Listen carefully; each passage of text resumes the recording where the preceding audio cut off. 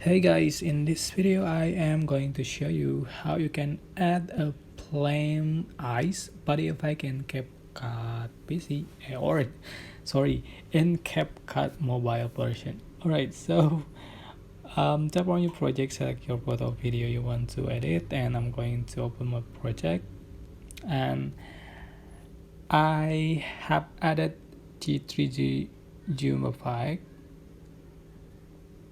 and I want to add another effect, so which is the body effect. Just click on effect and select body effect, and in the trending you can find the flame eyes. Scroll down here. Alright, and I'm just going to add flaming horns.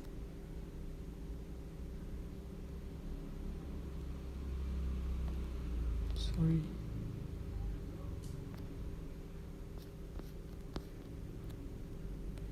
Alright, just check marks.